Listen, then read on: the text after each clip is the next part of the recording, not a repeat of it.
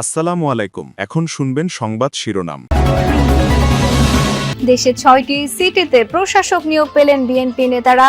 চাঁদাবাজ, মাদক, সন্ত্রাস নির্মূলের মাধ্যমে মডেল টাউন গড়ে তোলার প্রত্যয়।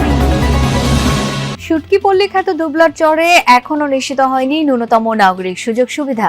নভেম্বর থেকে মার্চ পর্যন্ত জেলেদের অসহায় জীবনযাপন।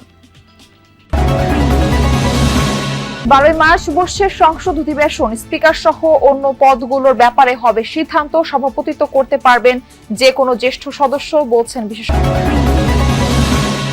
আধিপত্যের জেরে নড়াইলের বরকুলা গ্রামে সহিংসতায় বাবা ছেলে সহ 5 জন নিহত। 2 সাবেক ইউপি চেয়ারম্যানের আধিপত্যের জের। আসসালামু আলাইকুম। এতক্ষণ শুনছিলেন সংবাদ শিরোনাম, এখন শুনবেন বিস্তারিত।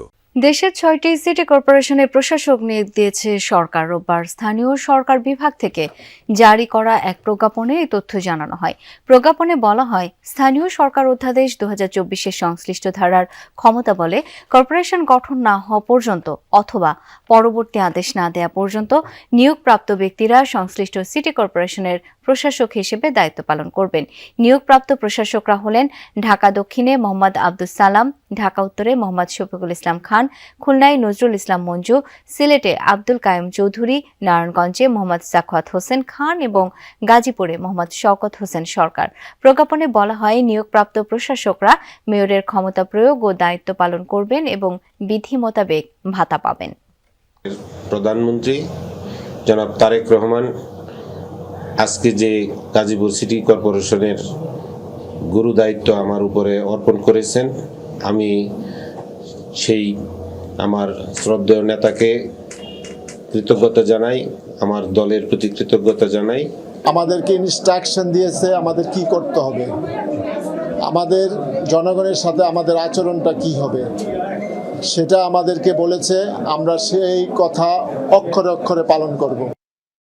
লোকালয় থেকে প্রায় 120 কিলোমিটার দূরে সুন্দরবন আর বঙ্গোপসাগরের মোহনায় 5 মাসের জন্য গড়ে ওঠে শুটকিপল্লী। নভেম্বর থেকে মার্চ পর্যন্ত 5 মাসে এই পল্লী থেকে 500 কোটি টাকার বেশি শুটকি আহরণ করেন জেলেরা। এই সময়টাতে এলাকাটিতে বাস করেন প্রায় 20 থেকে 25 হাজার মানুষ, যাদের জন্য নেই ন্যূনতম কোনো সুযোগ সুবিধা। অনিশ্চিত জীবন নিয়ে সেখানে বসবাস করেন জেলেরা। তখনও পূব আকাশে দেখা মেলেনি সূর্যের, চারিদিকে মৃদু আলো, হিমেল হাওয়া ও সমুদ্রের গর্জন মিলেমিশে একাকার। এর মাঝেই একে একে তীরে ভিড়তে শুরু করেছে মাছ বোঝাই ট্রলার। মাছ নামিয়ে চাতালে নিয়ে যেতে ব্যস্ত জেলেপাড়ার মানুষগুলো। দুবলাচরের জেলেপল্লীতে এভাবেই দিনের শুরু। এই কর্মযজ্ঞ চলবে আগামী মার্চ পর্যন্ত। শুটকি তৈরির কাজ করতে পরিবার ছেড়ে চরে বসতি গড়েছেন বিভিন্ন জেলার প্রায় 25,000 জেলে। অথচ লোকালয় থেকে প্রায় 120 কিলোমিটার দূরে সুন্দরবন ও বঙ্গোপসাগরের মোহনায় গড়ে ওঠা এই পল্লীতে নেই কোনো সুপেয় পানির ব্যবস্থা। চিকিৎসার সুযোগ থেকেও বঞ্চিত তারা। এমনকি দুর্যোগ ঝুঁকিপূর্ণ এই এলাকায় নেই কোনো আশ্রয় কেন্দ্র। অনিশ্চিত জীবনে লড়াই করে টিকে আছে মানুষগুলো। এই কুয়ার পানি খায় 20,000-এর ঊর্ধ্বে মানুষ। আর কিছু লোক তারা এই পানি খায় না, তারা ওই যে আপনার ফ্রেশ জারের পানি, রিফাইনিং পানি খাই। এই পানিতে ফিটকিরি মিশাই আমরা ধরেন খাই। তারপরে এতে পয়জন আছে কি না আছে কোনো পরীক্ষা নিরীক্ষা করা নেই, তারপর আমরা খাচ্ছি। আমাদের তো খাইতেই হবে, চলবো কিভাবে? খুলনাতে তো পানি এনে খাওয়া সম্ভব না। চরের কেউ গুরুতর অসুস্থ হলে নিয়ে যেতে হয় 120 কিলোমিটার দূরের মোংলা উপজেলায়। ট্রলারে যেতেই সময় লাগে 8 ঘন্টা। কখনো কখনো পথেই। কে হচ্ছেন ত্রয়োদশ জাতীয় সংসদের নতুন স্পিকার? জুলাই সনদ অনুযায়ী বিরোধী দল কি পাবে ডেপুটি স্পিকার? সরকার দলের চিফ হুইপ আর হুইপই বা কারা হচ্ছেন? এই নিয়ে রাজনৈতিক অঙ্গনে চলছে নানা জল্পনা। প্রধানমন্ত্রীর রাজনৈতিক উপদেষ্টা বলছেন, সাংবিধানিক পদে কারা বসছেন তা জানতে অপেক্ষা করতে হবে সংসদের প্রথম অধিবেশন পর্যন্ত। এদিকে আগের স্পিকার, ডেপুটি স্পিকারের অনুপস্থিতিতে সংসদের প্রথম অধিবেশনে সভাপতিত্ব করা নিয়ে সাংবিধানিক জটিলতা থাকলেও বিশেষজ্ঞরা বলছেন, সভাপতিত্ব করতে পারবেন যে কোনো জ্যেষ্ঠ সদস্য। সংসদ সদস্য হিসেবে শপথ গ্রহণের পরপরই সংসদীয় দলের প্রথম বৈঠকে ত্রয়োদশ জাতীয় সংসদের সংসদ নেতা নির্বাচিত হন তারেক রহমান। তবে এখনও স্পিকার, ডেপুটি স্পিকার, সংসদ উপনেতা, চিফ হুইপ এবং হুইপ পদে কাউকেই নির্বাচন করেনি দলটি। স্পিকার হিসেবে আলোচনায় আছেন দলটির সিনিয়র নেতা ডক্টর খন্দকার মোশাররফ হোসেন, ডক্টর আব্দুল মঈন খান এবং অ্যাডভোকেট জয়নুল আবেদিনের নাম। আর চিফ হুইপ হিসেবে নাম শোনা যাচ্ছে জয়নুল আবেদিন ফারুকের। এর আগে তিনি বিরোধী দলীয় চিফ হুইপের দায়িত্বে ছিলেন। এছাড়া জুলাই সনদ অনুযায়ী ডেপুটি স্পিকার বিরোধী দল থেকে হওয়ার কথা। প্রধানমন্ত্রীর রাজনৈতিক উপদেষ্টা জানিয়েছেন, সংসদের প্রথম অধিবেশনে ঠিক হবে কারা নির্বাচিত হবেন এসব পদে। আলোচনা হচ্ছে, যখন সংসদ বসবে তারপরে হবে এটা।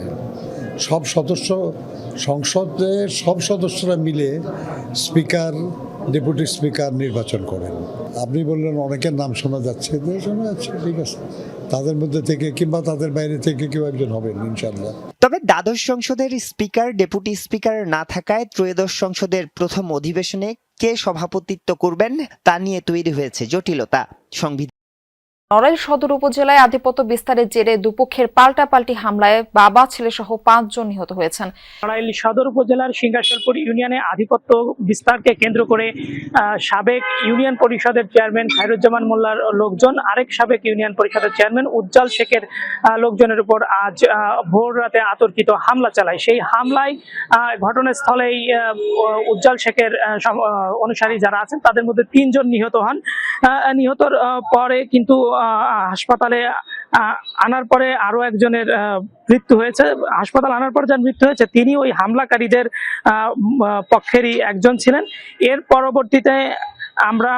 পরবর্তীতে আমরা কিন্তু জানতে পেরেছি যে আরো একজন উজ্জ্বল শেখের গ্রুপের আরো একজন যশোরে নেওয়ার পথে তার মৃত্যু হয়েছে। তো এই নিয়ে আমরা এখন পর্যন্ত 5 জনের মৃত্যুর খবর জানতে পেরেছি। এছাড়া যে সকাল থেকে আমরা কিন্তু ঘটনাস্থলে ছিলাম, সেখানে যে 3 জন ঘটনাস্থলে মারা গিয়েছিলেন, তার নিহত হয়েছিলেন, তাদের কিন্তু মরদেহ স্বজনরা আনতে দিচ্ছিলেন না হাসপাতালে ময়নাতদন্তের জন্য। পরবর্তীতে প্রশাসনের লোকজন এবং নড়াইল 1 আসনের সংসদ সদস্য তিনি সেখানে গিয়ে তাদেরকে বুঝিয়ে তারপর মরদেহ সেখান থেকে উদ্ধার করে নড়াইল জেলা হাসপাতালের মর্গে আনা হয়েছে ময়নাতদন্তের জন্য। জেলা হাসপাতালের মর্গে এখন কিন্তু 4টি লাশ, অর্থাৎ উজ্জ্বল শেখের গ্রুপের যাদের উপর হামলা করা হয়েছিল তাদের 3 জনের এবং অন্য যারা হামলাকারী করেছিলেন তাদের একজনের, মোট 4 জনের মরদেহ নড়াইল জেলা হাসপাতালের মর্গে কিন্তু ময়নাতদন্তের জন্য আনা হয়েছে। সেখানে ময়নাতদন্তের কার্যক্রম চলছে। অন্যদিকে আরেকজন তাকে যশোর নেওয়ার পথে মারা গেছে বলে প্রশাসনের একটি সূত্র আমাদেরকে জানিয়েছে।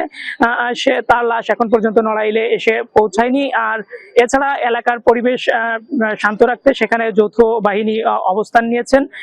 আমরা কথা বলেছিলাম পুলিশ সুপারের সঙ্গে, তিনি আমাদেরকে জানিয়েছেন যে ওই এলাকায় কিন্তু এই ঘটনায় যারা প্রকৃত অপরাধী আছে তাদেরকে তারা গ্রেপ্তার করবেন। কোনো দল মত বা কোনো ধরনের